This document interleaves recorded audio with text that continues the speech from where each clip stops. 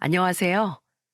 말년에 인생 최대 위기를 겪었던 남자입니다. 저는 70까지 살면서 항상 가족이 먼저인 사람이었어요. 가장으로서 내 처자식 굶기지 않고 잘 건사하면 잘 사는 인생이라고 생각했습니다. 그런데 어처구니 없는 일을 겪어보니까 내가 잘하는 것만큼 가족들도 잘해야 안정적인 가정을 꾸릴 수 있다는 걸 이제 알았네요. 그동안 아내와 아들, 딸을 키우면서 저희는 자식 농사 참 잘했다고 생각했어요. 아내와 같이 표고버섯을 재배하며 사는 동안 자식들은 부모 속 섞인 적 없던 효자, 효녀였습니다. 특히 아들은 저와 아내가 바쁘면 혼자서 여동생을 챙기는 그런 듬직한 아들이었어요. 그런 아들을 보면서 나중에 좋은 아빠, 남편이 될 것 같았죠. 아무 문제 없던 아들한테 문제가 생긴 건 결혼 후부터였습니다. 남자도 여자 잘못 만나면 팔자가 보통 사나운 게 아니에요. 제 사연 들어보시고 고달팠던 아들 인생 이야기 한번 들어봐 주세요. 저는 시골에서 아내와 표고버섯을 재배하며 살았어요. 워낙 몸이 약했던 아내를 위해 공기 좋은 시골에 정착하기 위해서 선택한 일이었습니다. 잔병치레가 많던 아내가 아들, 딸을 낳은 뒤부터는 점점 잔병치레도 많아졌어요. 감기도 쉽게 걸리던 아내는 초겨울만 되면 몸살로 힘들어했죠. 그런 아내를 저만큼이나 걱정했던 건 아들과 딸이었습니다. 아들은 몸살로 열이 펄펄 끓던 아내 이마에 손을 짚으며 말했어요. 엄마, 머리가 엄청 뜨거워요. 많이 아파요? 우리 이노 감기 옮으니까 저쪽으로 가 있어. 엄마 괜찮아. 나도 괜찮아요. 아빠가 죽 다 만들었는데 잠시만요. 아내는 옆에서 계속 자신을 간병하려고 하는 아들한테 감기가 옮을까봐 걱정이었습니다. 하지만 아들은 아내의 걱정하는 말에도 아랑곳하지 않았어요. 그때 아내가 먹을 죽을 준비하던 제 옆으로 와서 아들은 다급한 목소리로 말했습니다. 아빠, 엄마가 너무 힘들어 보여요. 얼른 죽이랑 약 가져다 드려야 할 것 같아요. 이노야, 아빠가 할 테니까 이노는 가서 숙제해. 싫어요. 일단 엄마부터 챙겨드리고 싶어요. 초등학생이었던 아들은 누구보다 가족을 위하는 마음이 따뜻했어요.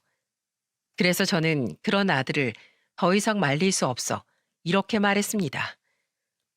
그럼 가서 물수건 좀 가져와. 엄마 이마에 올려주자. 네, 물수건 가져올게요. 아들은 귀엽고 할 일을 만들어내서 아내를 같이 간병했어요. 작은 손으로 물수건을 가져오더니 아내 이마에 젖은 수건을 올려주면서 말했습니다. 엄마, 이제 괜찮아요? 얼른 나으세요. 나랑 같이 밥도 먹고 또 산책도 해야죠. 고맙다, 이노야. 엄마가 얼른 나와서 우리 이노 좋아하는 거 많이 해줄게. 저도 엄마 말씀 더 잘 들을게요. 그러니까 아프지 마세요. 착한 아들은 아내 옆에서 계속해서 괜찮은지 살피면서 말했어요. 그걸 보면서 참 아들 하나는 잘 키웠구나 생각했죠. 어릴 때부터 장남노릇 톡톡히 하던 아들은 하나뿐인 여동생을 볼 때도 똑같았어요. 작은 시골이다 보니 둘은 같은 학교에 재학 중이었습니다. 아들은 학교가 끝나면 꼭 동생을 데리고 집으로 왔어요. 저는 그런 아들을 보면서 한 번은 이런 질문을 했답니다. 이노야, 넌 친구들이랑 놀러 가고 싶지 않아? 학교 끝나면 맨날 동생만 챙겨서 집에 오는 것 같은데. 난 괜찮아요. 동생 집까지 혼자 오는 게 무섭대요. 학교에서 집에 오는 길에 굴다리가 있는데 그 다리 지나갈 때 무섭다고 했어요. 정말? 그 길이 무섭다고 했어? 아, 그래서 이노가 동생 데리고 같이 오는 거야? 네, 난 그런 다리 안 무서워요. 태권도에서 빨간 띠도 땄어요. 오, 대단하네. 그럼 이노가 동생 지켜주는 거야? 네, 내가 엄마랑 동생이랑 지켜줄 거예요. 의젓한 아들은 항상 동생과 엄마가 먼저였어요. 초등학교 3, 4학년 내내 여동생을 데리고 학교와 집을 다닐 정도로 여동생도 많이 아꼈습니다. 그런 저희 집 남매를 보면서 동네 어르신들은 신기한 듯 물어보기도 하셨어요. 우리 집 애들은 서로 눈만 마주쳐도 싸우는데 이 집 애들은 왜 이렇게 사이가 좋아? 그 집은 애들 교육을 어떻게 시키는 거야? 나도 좀 알려줘봐. 제가 바빠서 자기들끼리 자주 놀아서 그런 거예요. 애들이 어른 말 잘 듣겠어요? 심심하니까 둘이 더 잘 놀아요. 배신엔 안 먹어도 배부르겠어요. 동네 사람들은 유독 우애가 좋은 아들과 딸을 보면서 부러워하기도 하셨어요. 게다가 아들과 딸은 크는 내내 학원 한 번 다니지 않고 공부도 알아서 했죠. 대단한 대학은 못 갔지만 그래도 성인이 된 후로는 집에 손 한 번 안 벌리고 각자 밥벌이 하면서 잘 살고 있었어요. 그리고 그 당시 첫 회사에 입사했던 아들은 첫 월급으로 가족 여행을 가기도 했어요. 아내는 그런 아들의 제안에 놀라서 말했습니다. 첫 월급 얼마나 한다고 여행이야. 그냥 너 필요한 거 사서 써. 우리가 너한테 해준 것도 없는데 네 첫 월급을 어떻게 써? 저 이렇게 잘 키워주셨는데 해준 게 뭐가 없으세요? 자꾸 그런 말씀하시면 저도 서운해요. 아들은 첫 월급으로 아내와 저 막내딸까지 네 식구 강원도 여행을 갔었어요.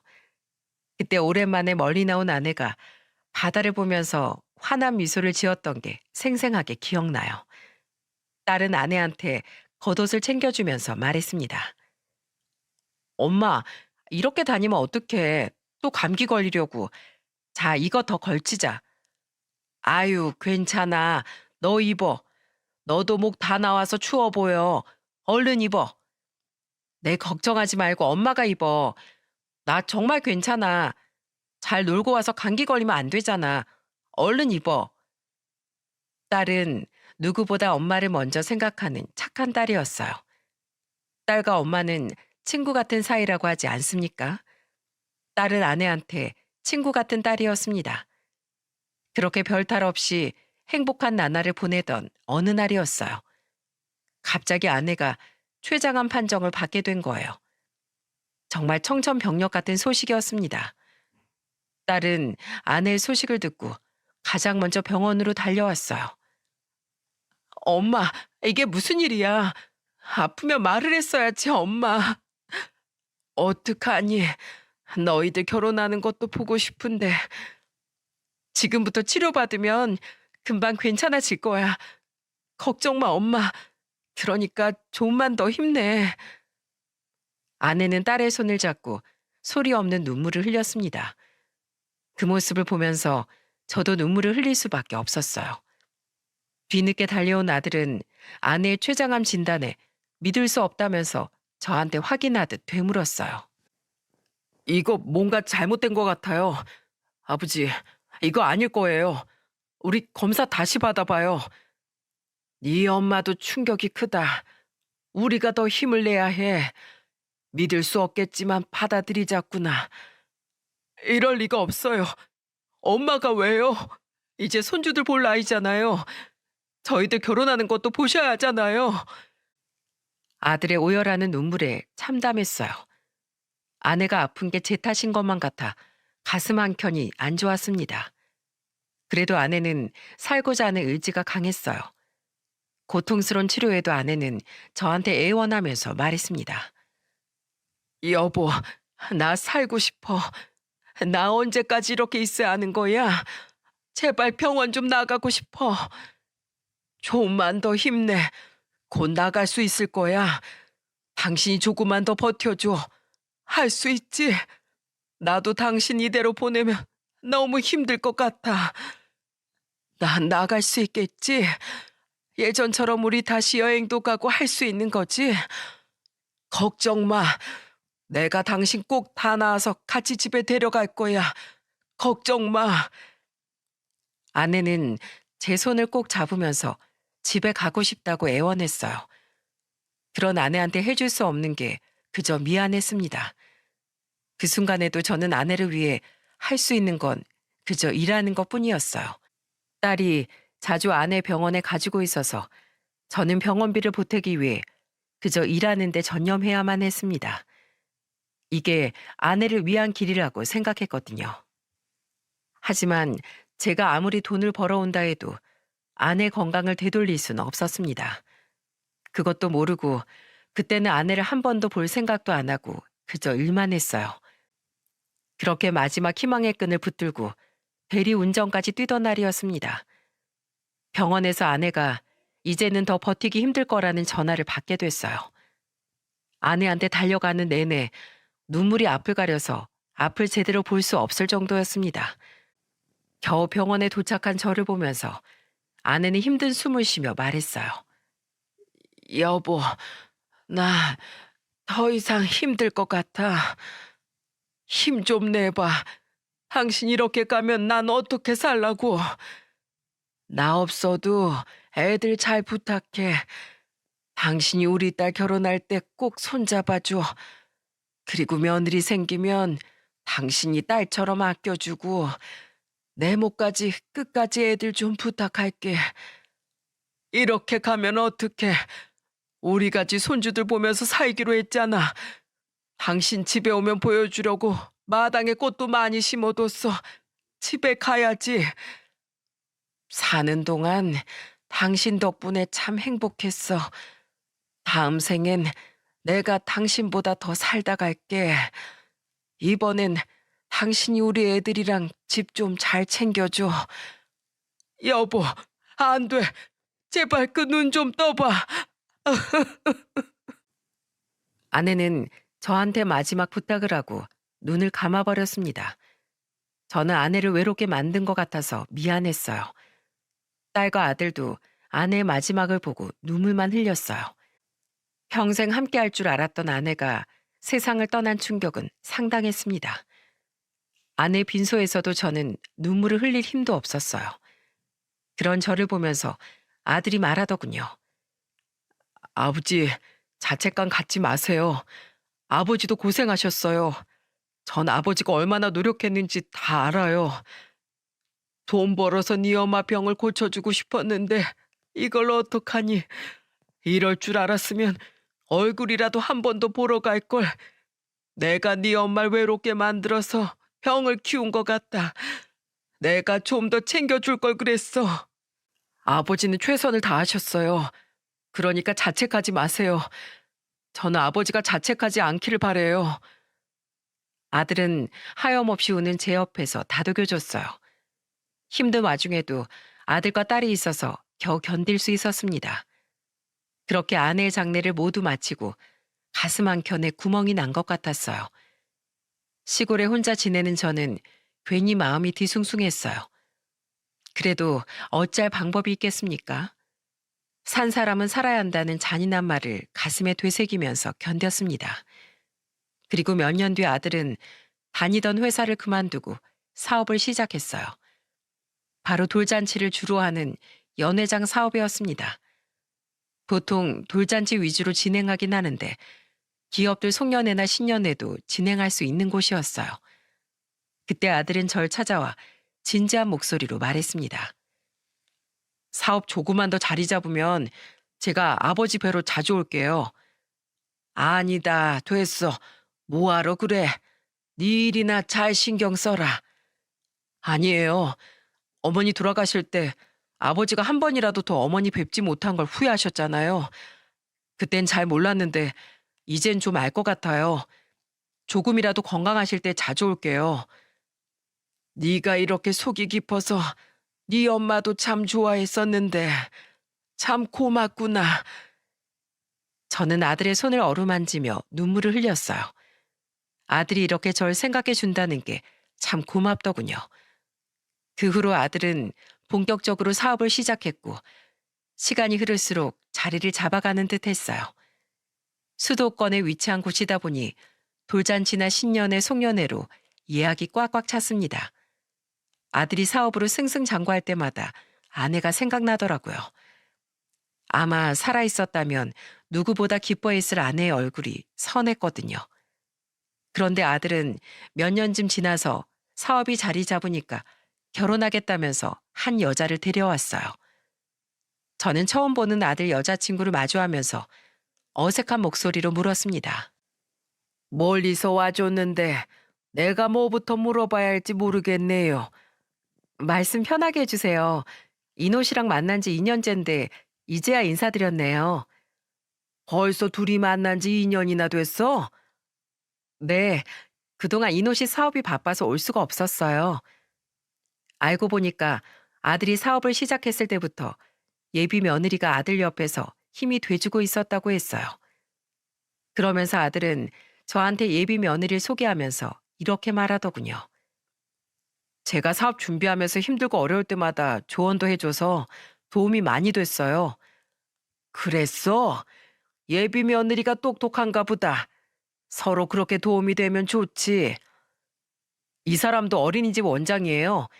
그래서 시작할 때부터 지금까지 조언도 많이 해줬어요. 어린이집 원장님이었어? 아이고, 내가 몰랐네. 저는 예비 며느리가 어린이집을 운영하고 있다는 사실에 놀랐어요. 그러자 예비 며느리는 저를 보면서 말했습니다. 엄청 큰 어린이집은 아니지만 그래도 동네에서 나름 자리 잡아서 지금은 안정적으로 운영하고 있어요. 여자 혼자 사기 힘들 텐데 대단한 일을 하고 있었네. 아니에요. 그래도 제가 이노 씨한테 도움이 될 수 있어서 좋았어요. 그리고 옆에서 지켜보면서 저도 많이 힘을 받기도 했고요. 참 보기 좋네. 서로 그렇게 오순도순 힘이 되어주면서 살아. 네, 저희 결혼식도 크게 할 생각은 없어요. 저희 예산 안에서 맞춰서 하면 되니까 아버님께서 신경 쓰시지 않으셔도 괜찮아요. 그래도 며느리가 오는데 내가 선물이라도 해줘야 될 텐데. 저 정말로 괜찮아요. 아버님만 건강하시면 돼요. 저는 아들과 예비 며느리 사이가 참 좋아 보였어요. 특히 예비 며느리는 결혼 준비도 욕심 없이 형편껏 하면 된다면서 현명한 모습까지 있었어요. 제 입장에서 이런 예비 며느리를 마다할 이유가 있었겠습니까? 본인 일도 잘하고 내조도 잘하고 심지어 검소하기까지 한 예비 며느리가 요즘 애들과는 달라 보였어요.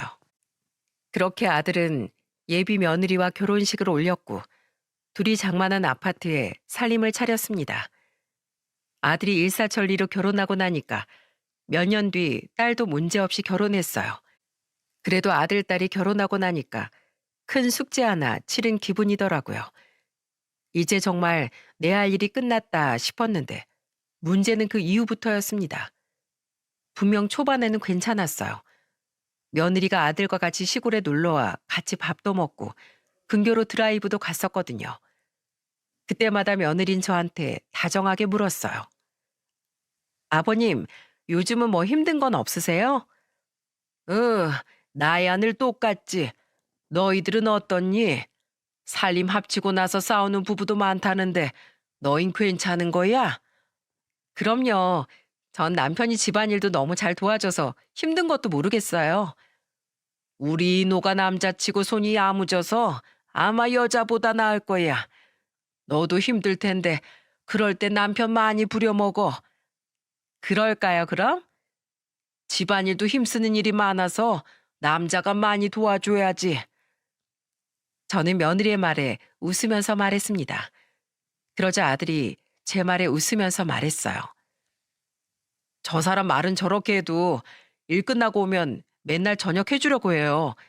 제가 청소하고 요리는 아내가 거의 다 해주고 있어요.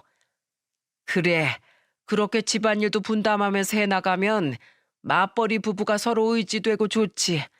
너희가 오래 잘 살려면 서로 도와가면서 해야 되는 거야.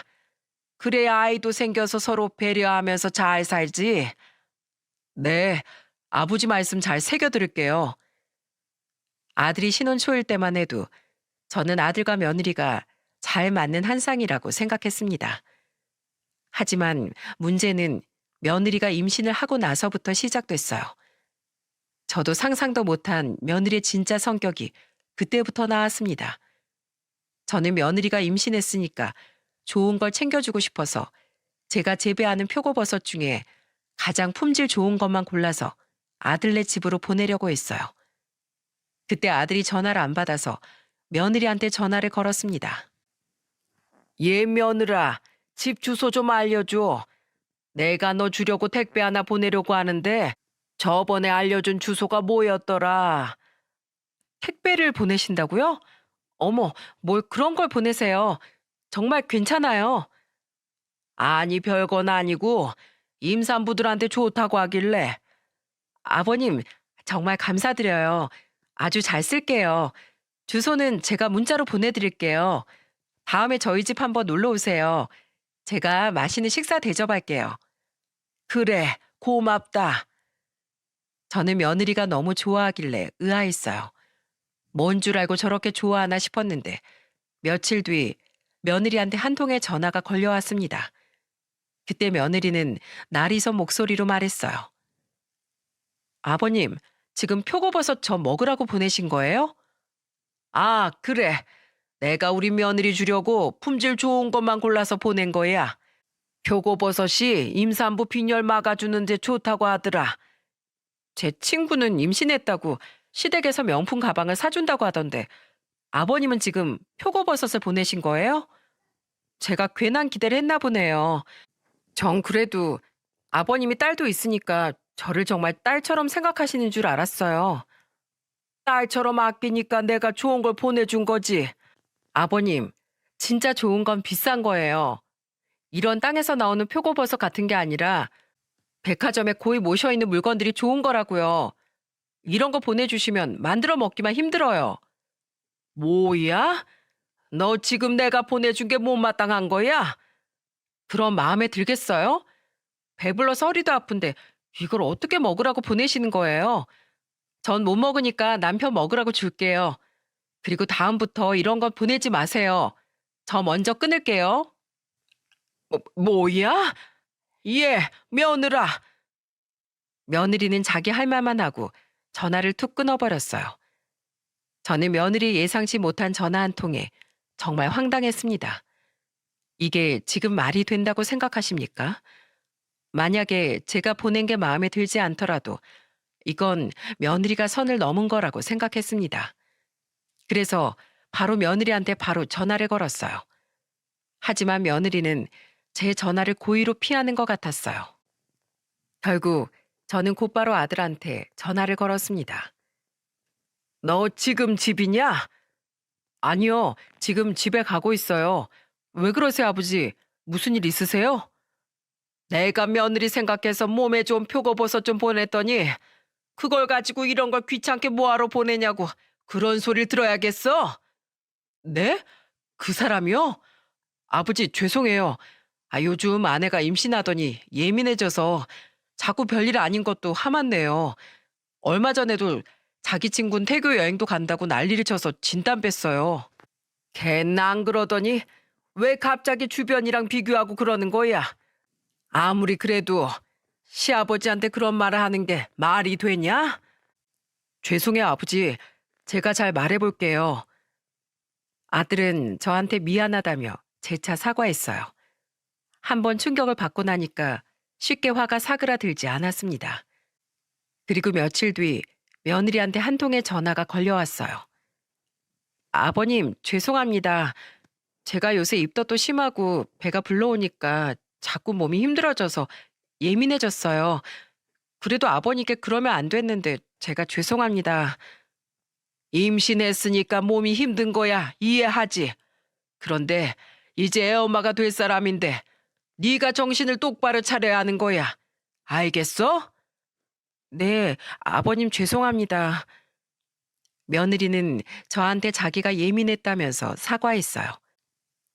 그때는 저도 예상치 못한 며느리의 반응에 깜짝 놀랐습니다. 그리고 며느리는 한동안 분란을 일으킬 만한 일은 조심하려고 했어요. 하지만 이건 다 시작에 불과했습니다. 본격적인 건 큰손자가 태어나면서부터 그야말로 난리도 그런 난리가 없었어요. 손자가 100일쯤 됐을 때 아들의 초대로 손자를 보러 갔습니다.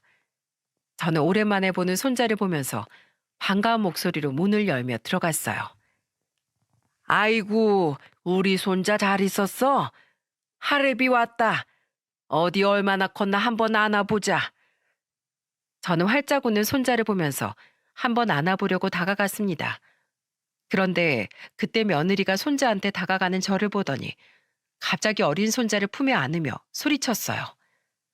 아버님, 손 씻으셨어요? 밖에서 오자마자 애를 안으려고 하면 어떡해요? 얼른 가서 손부터 씻으세요. 그리고 베란다에 가서 옷도 좀 탁탁 털고 들어오시고요. 요즘 밖에 미세먼지도 잔뜩 껴있는데 위생관념이 너무 없으신 거 아니에요? 며느리의 날카로운 목소리에 저는 황당했습니다. 요즘 애들 엄마들 아무리 유난이라고 해도 이렇게까지 말할 일인가요? 그때 옆에 있던 아들이 며느리를 말리면서 말했습니다. 당신 뭐 하는 거야? 말을 꼭 그렇게밖에 못해? 아버님이 먼저 제대로 손도 안 씻고 애를 안으려고 하시잖아. 방금 당신은 강아지 만졌잖아. 강아지 만지고 애 만지는 거랑 뭐가 다른데? 아들네 집엔 애완견이 한 마리 있었어요. 알고 보니까 며느리는 애완견 털을 빗겨주고 사료까지 챙겨주고 손자를 안았던 거예요. 그러면서 저한텐 옷도 털고 손도 닦으라고 별소리를 다 했던 겁니다. 그때 아들은 며느리를 보면서 또 한 번 소리쳤어요. 얼른 아버지께 사과드려. 당신 대체 왜 그래? 장인 장모님 오셔도 이럴 거야? 얼른 사과드려. 나중에 우리 아들이 뭘 보고 배우겠어? 항상 예의를 먼저 챙겨야 하는 거야. 아들은 단호한 목소리로 며느리한테 한 소리 했어요. 그러자 며느린 머뭇거리더니 저한테 사과하며 말하더군요. 아버님, 죄송해요. 저도 첫아이라서 잘 키우고 싶어서 그랬어요. 다 제 욕심이에요. 제 잘못입니다. 사람이 아다르고 어다른 건데 네가 말을 꼭 그렇게 해야겠니? 내가 무슨 세균이야? 내 손자한테 설마 나쁜 걸 주겠니? 그리고 자식은 부모의 거울이라고 했다. 네가 하는 말 행동 다 네 아들이 그대로 보고 배우는 거라고. 제가 조심할게요. 저도 다 욕심이 생겨서 그랬어요. 네 욕심이 애를 망치는 거야. 너부터 항상 조심해. 저는 며느리한테 단호하게 한마디 했어요. 어린이집을 운영하다 보니까 아이한테 욕심이 생기는 마음도 이해하려고 해봤습니다. 그런데 이 정도로 아이한테 욕심이 많던 며느리는 어느 순간부터 아이한테 소홀해지기 시작한 거예요. 한 번은 아들한테 전화했다가 저는 깜짝 놀랄 소리를 듣기도 했습니다. 종종 손자 사진을 보내주던 아들이 간간무소식이길래 제가 전화를 걸어봤어요. 그러자 아들은 지친 목소리로 전화를 받았습니다. 네, 아버지. 무슨 일이세요? 너야말로 무슨 일이 있니? 목소리가 왜 그래? 아내가 며칠째 어린이집에 일이 있어서 늦게 들어와요. 그래서 제가 일주일째 혼자서 아기를 보고 있어요. 뭐?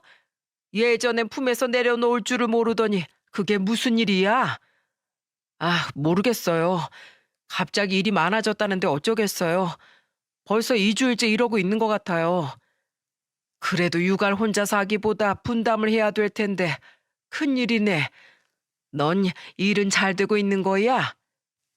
네, 직원들이 있어서 그래도 잘 운영하고 있어요. 아들이 혼자서 손자를 보고 있다는 걸 알고 깜짝 놀랐어요. 그 전만 해도 며느리는 손자를 제대로 키우겠다며 의욕이 대단했거든요. 분유를 하나 사더라도 꼭 수입산만 고집할 정도였습니다.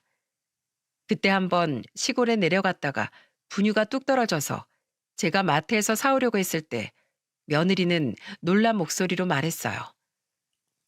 아버님, 저희 아들 마트에서 파는 그런 거 안 먹어요. 최고급 수입 분유만 먹는다고요. 아니, 그럼 당장 먹일 게 없는데 어떡하냐?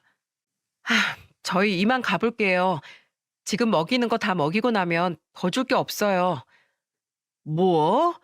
온지 얼마나 됐다고 벌써 간다는 거냐? 그럼 어떡해요? 애가 먹을 분유가 없잖아요. 저희 다음에 올게요. 옆에 있던 아들이 난감해할 정도로 며느리는 단호하게 말했어요. 작은 것 하나까지도 대충 하는 법이 없던 며느리가 점점 달라지더니 제대로 사고를 친 건 손자가 5살쯤 될 때부터였습니다. 며느리의 돌변한 태도에 깜짝 놀랄 정도였죠. 그래도 아들 내외 일이니까 알아서 잘 해결하겠지 싶었습니다. 애들 문제를 제가 이래라 저래라 할 수도 없는 일이니까 모른 척 했어요. 그러던 어느 날이었습니다. 평소처럼 표고버섯 재배를 하고 있다가 그만 정신을 잃고 말았어요. 마침 옆집에서 온 이웃 주민이 발견해서 금방 병원으로 옮겨질 수 있었죠. 제가 정신을 차렸을 땐 아들이 저를 걱정스럽게 보고 있었어요. 저는 아들을 보면서 물었습니다. 이노야, 무슨 일 있니? 아버지 쓰러지셨어요. 괜찮으세요? 내가 쓰러졌다고? 여기가 그럼 병원이냐? 네, 옆집 아저씨가 아버지 일찍 발견해서 천만다행으로 구사일생하신 거예요. 아들의 말에 저는 가슴이 철렁했어요.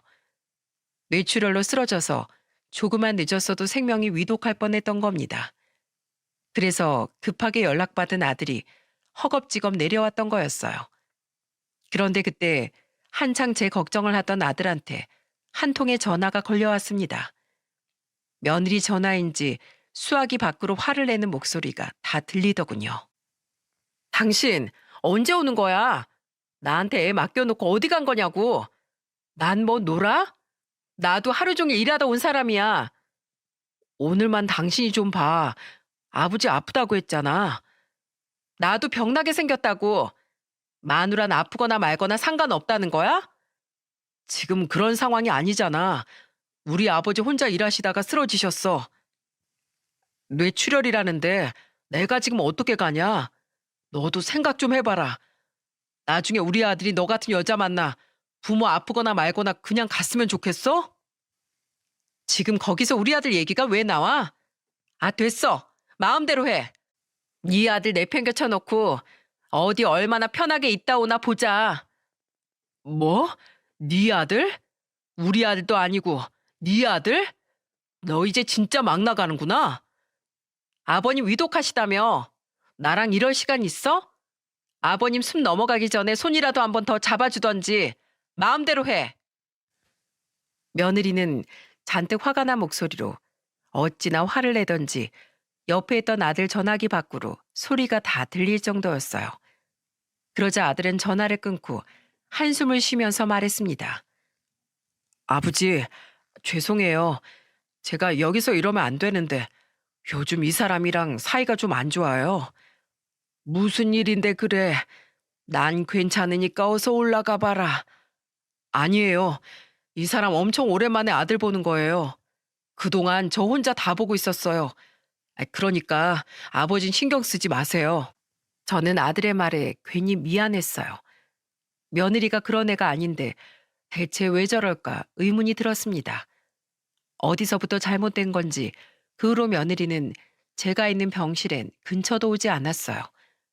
저는 혹시나 아들이 이혼했나 의심이 들 정도로 이번 내내 며느리 머리카락 하나도 보지 못했습니다. 오죽하면 간호사가 저한테 이런 말까지 했겠습니까? 아드님이 아직 장가를 안 갔나 봐요. 저는 며느리인 줄 알았는데 따님이 자주 오시네요. 아, 며느리가 있는데 바빠서 그래요. 어린이집 원장이거든요. 아, 그러셨구나. 그래도 아드님이랑 따님이 자주 오셔서 참 좋으시겠어요. 사위분도 자주 오시는 것 같은데 아버님 참 다복하시네요. 그때 이런 말을 듣고 기분이 좀 이상했어요. 남이 보기에 며느리가 없나 싶을 정도로 며느리가 안 왔거든요. 그래서 참다 못한 딸이 아들한테 화를 내며 말했습니다. 새언니 진짜 너무한 거 아니야? 대체 뭘 한다고 한 번을 못 와? 그 사람이 요즘 어린이집 일로 바빠서 그래. 나랑 이 사람은 뭐 일 없는 줄 알아? 이 사람도 회사 끝나고 온 거야. 무슨 나란 일 하는 것도 아니고 뭐가 그렇게 바쁜 건데? 내가 전화라도 해야겠어? 그러지 마. 내가 알아서 할게. 요새 우리 사이가 좀 안 좋아. 아, 나도 힘들다. 말도 안 통하고 아주 죽을 것 같아. 알고 보니까 아들은 며느리와 한창 사이가 안 좋은 때였어요. 아무리 그래도 며느리가 시댁 일까지 부부싸움을 번지게 만드는 것 같아서 모양새가 좋지는 않더라고요. 그래서 퇴원하는 날까지 며느리는 결국 못 보겠구나 싶었는데 병원에서 하필 딱 제 생일이 다가온 겁니다. 아들이 일부러 제 생일이라서 어린 아들까지 데리고 며느리와 같이 온 거예요. 그런데 그날 며느리 행동이 어땠는 줄 아십니까? 꼭 도살장에 끌려온 소처럼 아주 똥 씹은 표정을 하고 서 있는 거예요. 그러더니 칭얼거리는 손자를 보면서 며느리는 신경질적으로 소리쳤습니다. 왜 이렇게 칭얼거려? 가만히 좀 있어. 돌진한 손자를 보면서 괜히 심술을 부리는 것 같아 저는 며느리한테 한마디 했습니다. 왜 괜히 얘한테 화를 내는 거야? 아버님, 병원에 애까지 데리고 오는 거 얼마나 힘든 일인지 아세요? 뭐야? 그럼 너 지금 힘들어서 화내고 있던 거야? 그럴 거면 나가. 그래도 여기까지 왔는데 왜 그러세요? 저도 지금 노력하고 있는 거라고요. 며느리의 말에 정말 우라통이 터지는 것 같았습니다. 그때 저는 답답한 듯 가슴을 쳤어요. 그러자 아들이 놀라면서 물었습니다. 아버지, 뭐 필요하세요? 가서 나 물 좀 가져다 줘. 물통에 물이 하나도 없다. 잠시만 기다리세요. 아들은 물 좀 가져다 달라는 제 말에 병실 밖으로 나갔습니다. 저는 답답한 상황에 한숨을 내쉬었죠. 그러자 손자가 다가오더니 제 다리를 만지면서 물었어요. 할아버지 아파요? 어, 할아버지가 머리가 좀 아파서 그래. 할아버지, 제가 호호해 줄 테니까 얼른 나으세요. 아이고, 우리 손자 덕분에 할아버지가 병이 싹 나은 것 같다. 어색했던 분위기가 손자의 애교에 한층 풀어지는 것 같았어요. 그래서 저는 서랍에서 지갑을 꺼내 손자한테 용돈을 건네면서 말했습니다. 자, 우리 손자 덕분에 이 할아버지가 병이 싹 나았으니까 용돈 줄게. 우와, 할아버지, 감사합니다. 손자는 제가 주는 10,000원을 받고 신이 난 듯 박수를 쳤어요. 그런데 그걸 지켜보던 며느리가 옆에서 뭐라고 했는 줄 아십니까? 아버님, 수준 낮게 10,000원이요? 50,000원은 주셔야죠. 지금 제 아들 무시하시는 거예요? 수준이 낮죠? 너 지금 그게 무슨 말버릇이야? 사람을 병원까지 불렀으면 애 용돈이라도 제대로 챙겨주셔야죠. 애 태어났을 때 아버님이 뭐 해주신 것도 없잖아요. 다른 집은 손자 태어나면 이것저것 챙겨주기 바쁘다는데 어쩜 그렇게 나 몰라라 하세요? 며느리는 손자한테 10,000원밖에 안 준다면서 저를 보면서 수준이 낮다고 막말까지 하더라고요. 하필이면 그때 아들이 들어오면서 며느리가 했던 말을 다 들은 거예요. 결국 아들은 며느리 말에 따져 물으면서 화를 냈습니다. 당신 지금 뭐 하는 거야? 우리 아버지 지금 아프신 거 안 보여? 누가 할 소리? 나도 어린이집 일로 바빠 죽겠는데 여기까지 온 거야. 근데 애한테 꼴랑 10,000원 주는 아버님 보니까 나도 기가 막힌다. 솔직히 손자 태어나고 아버님이 뭐 해주신 거 있어? 없잖아. 맨날 말로만 손자 아낀다고 하면서 저것 봐. 꼴랑 10,000원 주는 거. 입 조심해. 그렇게 따지면 장인 장모님은 해주신 게 뭔데? 맨날 우리 집까지 와서 용돈 타령만 하시면서 해주신 것도 없잖아. 여기서 우리 엄마 아빠 얘기가 왜 나와? 우리 엄마 아빠는 건강하시거든? 최소한 병수발 할 일은 없다고. 그래, 너무 건강하셔서 맨날 사고치고 다니시잖아. 난 그동안 뭐 안 참고 산 줄 알아? 맨날 어디서 사고치시고 매일 나한테 찾아와서 돈 좀 해달라고 얼마나 부탁하시는데? 저는 아들의 말에 기겁했어요. 그 와중에 불행 중 다행인 건 그 병실은 2인실이었는데 다른 침대가 비어 있었다는 사실이었습니다. 그래서 아들도 며느리의 행동을 보고 그 자리에서 화를 낸 거예요. 아들의 말에 며느리는 억울한 듯 소리쳤습니다. 또 돈 타령이야? 그깟 돈이 뭔데? 나 정도 여자랑 살려면 당연히 우리 부모님께도 잘해야지. 지금 장난해? 너 같은 여자가 뭔데? 아, 그러고 보니까 엊그젠 어떤 여자가 와서 나한테 네 어린이집 다 뒤집어 엎겠다고 하더라. 몰랐는데 진짜 대단한 여자였었나 봐. 뭐? 그게 무슨 소리야? 거짓말하는 거 아니야? 내가 너랑 그런 거짓말을 왜 하냐? 내일 네 어린이집에 대단한 일 생길 것 같은데 가서 그거나 막 던지. 널 부셔버리겠다고 하던데 너 대체 무슨 짓을 하고 사냐? 아, 그리고 나도 내일 이혼 서류 접수할 테니까 두고 봐. 뭐? 지금 진짜 화내야 될 사람이 누군데?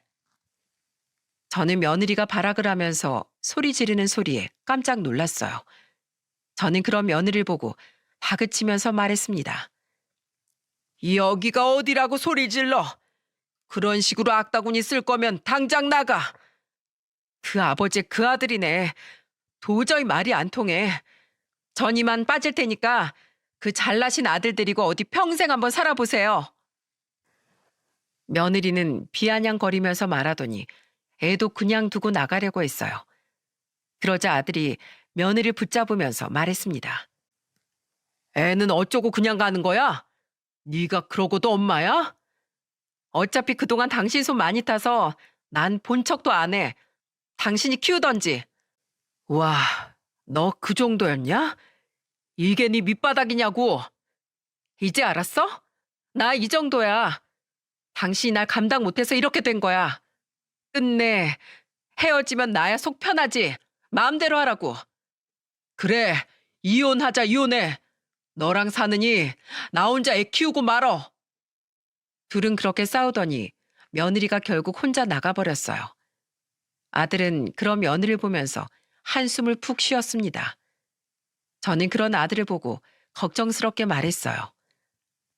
안 가봐도 되는 거야? 괜히 나 때문에 이게 뭐야?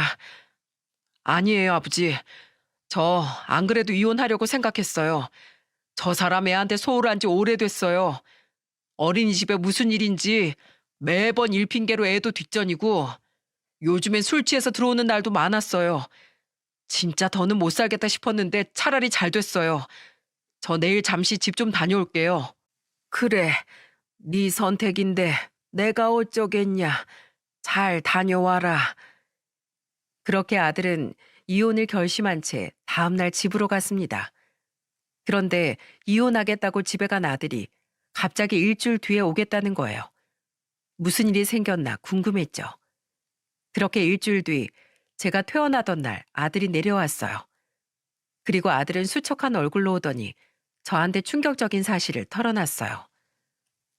아버지, 저 그 사람 고소했어요. 뭐? 고소? 둘이 합의 이혼하는 거 아니었어? 그러려고 했는데 아버지 그냥 사실대로 다 말할게요. 그 사람 바람 피고 있었어요. 이 영상 좀 보세요. 바람을 피고 있었다고? 아니, 그게 무슨 소리야? 저는 충격적인 소리를 하는 아들의 말에 깜짝 놀랐어요. 그리고 아들이 건넨 영상을 보고 저는 입이 떡 벌어졌습니다. 영상은 며느리가 운영하는 어린이집인 것 같았어요. 그 영상에 한 여자가 허리에 팔을 올리고 며느리를 막아서고 소리를 지르고 있었습니다. 야, 네가 여기 원장 김인숙이냐? 누구세요? 지금 애들 등원 중이잖아요. 왜 소란이에요? 누구냐고? 나 네가 붙어먹은 상간남 와이프다. 왜? 네? 누구요? 둘이 붙어먹을 땐 좋았지? 내가 네 남편한테 가서 오늘 여기 뒤엎을 거라고 했는데 눈 하나 깜짝 안 하고 그냥 왔네. 넌 나랑 한번 해보자는 거야? 무슨 소리예요? 사람 잘못 보셨어요. 블랙박스에 네 면상 제대로 찍혔어. 어디서 오리발이야? 내가 고등학교 때 씨름 선수 출신이었거든. 부상당해서 그 후로 선수 생활 못해서 언제 기술 써먹나 했는데 바로 지금 써먹겠네. 능력 없는 남편놈 먹여 살린다고 나 혼자 일했는데 둘이 붙어 먹어? 넌 원장이라는 게 원생 아빠랑 놀아나니까 좋았냐? 어? 이리 와. 아주 오늘 너 죽고 나 살자. 이거 안 나? 바람핀 주제에 말이 많어. 입도 아주 확 찢어버릴라. 애들 등원시키면서 애 아빠인 거 뻔히 알면서 감히 내 남편이랑 붙어 먹어? 내가 니들 가만 안 둘 거야. 영상 속 여자는 며느리 머리채를 잡고 흔들더니 바닥에 엎어치기까지 했습니다. 애들 등원시키던 엄마들은 몰려들어서 영상을 찍는 사람도 있었어요. 알고 보니까 며느리는 자기 어린이집에 다니는 원생 아빠랑 바람이 났던 거였어요. 그 집은 여자가 나가서 돈을 벌고 애 아빠가 살림과 육아를 도맡았다고 하더라고요. 아들은 저한테 울분을 토하면서 말했습니다. 그동안 어린이집에서 일한다는 것도 다 그 남자랑 놀아나고 있던 거였어요. 저 증거도 다 전달받아서 위자료 소송이랑 상간남까지 다 고소했어요. 진짜로 바람을 피고 있던 거야? 확실해? 확실해요. 블랙박스 영상까지 다 있어요. 아이고 세상에, 그런 짓을 하고 있었다니. 이런 일이 다 있어. 차라리 지금 알아서 잘 됐어요. 지금 학부모들이 찍은 영상까지 인터넷에 다 퍼져서 학부모들이 어린이집 옮긴다고 난리예요. 자기 발등 자기가 찍은 거죠 뭐. 이미 며느리는 상간남이랑 바람난 원장으로 낙인 찍혀 있었어요. 요즘 인터넷에 영상 한번 올라오면 금방 퍼지지 않습니까? 그 동네에 모르는 사람이 없을 정도로 퍼진 영상 때문에 결국 전 며느리는 그야말로 나락으로 떨어진 겁니다. 충격적인 전 며느리의 실체에 경악을 금치 못했어요. 그래도 아들은 손자가 더 크기 전에 알아서 다행이라고 하더군요. 며느리가 바람핀 대가는 아주 진짜 처참했어요. 아들한테 위자료 소송부터 어린이집 엄마들의 등원 거부까지 번지면서 아예 어린이집 문을 닫을 수밖에 없었던 겁니다. 사람이 이렇게 앞뒤가 다르게 살 수 있나 싶더라고요. 그렇게 아들은 전 며느리가 나락으로 떨어지던 그 순간 완전히 헤어지게 된 겁니다. 그런데 웃긴 게 뭔 줄 아십니까? 사람이 있을 때 잘했어야지 헤어지고 나서 몇 개월 뒤에 아들한테 잘못했다며 연락이 왔다는 거예요. 그래서 아들이 양육비나 제대로 보내라면서 단호하게 끊었다고 하더군요. 정말 웃기지 않습니까? 그렇게 밑바닥을 다 보여줘 놓고 이제 와서 잘못했다니 누가 그 말을 믿을까요? 제가 이 사연을 보낸 것도 사람은 이렇게 살면 안 된다는 걸 알려주고 싶어서 보냈습니다. 사람은 다 앞뒤가 다르다고 해도 이 정도로 다르면 누굴 믿고 살겠습니까? 부부가 평생 같이 살기로 약속했으면 기본적인 의리를 지켜야 한다고 생각해요. 100세 시대에 배우자를 못 믿으면 누굴 믿고 살 수 있을까요? 그래서 저는 인간이라면 기본적인 의리를 지켜야 된다는 걸 꼭 전하고 싶었답니다. 비록 하나뿐인 장남은 이혼하게 됐지만 지금은 오히려 예전보다 더 잘 살고 있어요.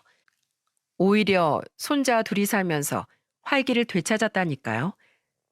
주말마다 시골로 내려와 같이 노는 모습이 참 보기 좋습니다. 이제는 저도 손자 재롱 좀 보면서 노후를 즐기려고 합니다. 제 긴 사연 들어주셔서 정말 감사드려요. 모두들 행복하시길 바랍니다.